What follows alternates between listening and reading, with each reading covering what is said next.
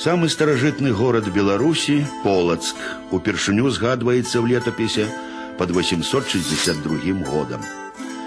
Полацкае княства паклала пачатак беларускай дзяржаўнасці. Першым жа вядомым князем Полацка быў Рагвалод.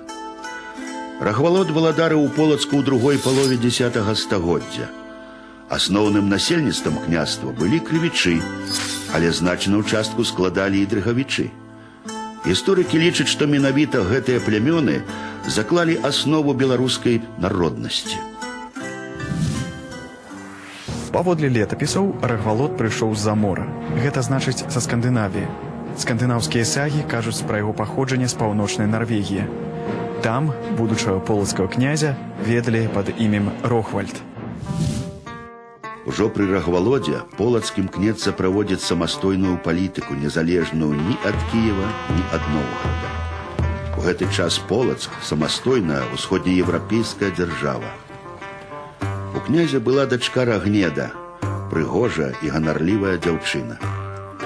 Аднойчы ў Полацк завіталі сваты ад новгародскага князя Уладзіміра.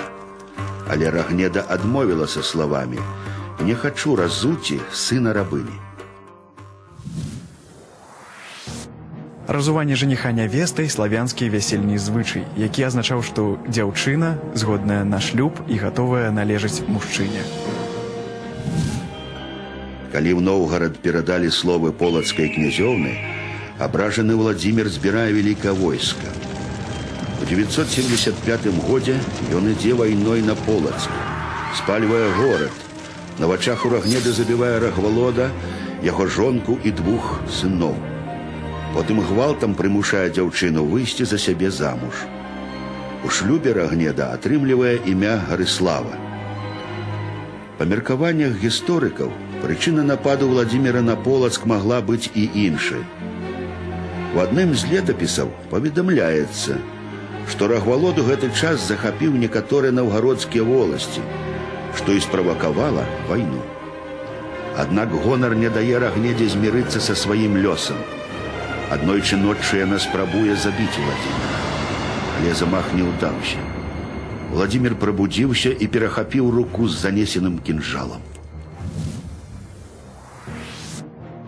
У летапісе захаваліся словы, якім князёўна патлумачыла свой намер.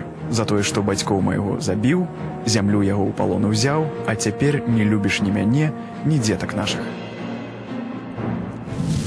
Уладзімір вырашае тут жа пакараць Рагнеду смерцю. Але нечакана за маці з мячом у руках уступаецца малалетні сын Ізяслаў. Здзіўленне наўгародскага князя аказваецца большым за злосць. У 988 годзе замест смяротнага пакарання ён адсылае былую жонку разам з сынам на радзіму у полацкую зямлю. Для іх там быў збудаваны горад Ізяслаў, названы так у гонар смелага сына Рагнеды. У Заслаўлі Рагнеда вырашае сваё далейшае жыццё прысвяціць Хрысту. Яна пастрыглася ў манахіні, прыняўшы імя Анастасія. Ізяслаў жа неўзабаве займае полацкі пасад. З'яўляючыся нашчадкам Рагвалода, ён тым самым аднаўляе полацкую княскую дынастыю і полацкую дзяржаўнасць. Знакаміты Усяслаў Чарадзей, пры якім полацкае княства дасягае найбольшай магутнасці, будзе даводзіцца Ізяславу унукам. Акрамя Ізяслава, Рагнеда нарадзіла Мсціслава, які пазней стаў чарнігаўскім князем. Яраслава Мудрага, будучага князя Наўгародскага і кіеўскага заснавальніка роду Яраславовічаў. Усевлада і 2 дачок Прадславу і Праміславу. Першая ўзяла шлюб з чэшскім князем Баляславам III Рудым, другая выйшла замуж за прынца вугорскага Ласла Сара Лысага. Дарэчы, унукі Рагнеды таксама былі жонкамі еўрапейскіх манархаў.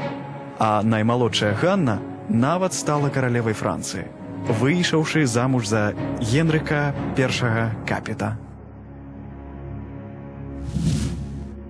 Памерла Рагнеда ў манастыры ў тысячагоддзе. Ізяслаў перажыў сваю маці толькі на год. Уладзімір у гэты час быў ужо кіеўскім князем. Аднак Ізяслаў памёр раней за бацьку. Таму, згодна з традыцыямі, нашчадкі полацкага князя не мелі права прэтэндаваць на княжанне ў Кіеве. Імёны Рагвалода і Рагнеды першыя ў багатай гісторыі Беларусі. Яны сталі сімваламі мужнасці, самаахвярнасці, уласнага гонару і любові да роднай зямлі.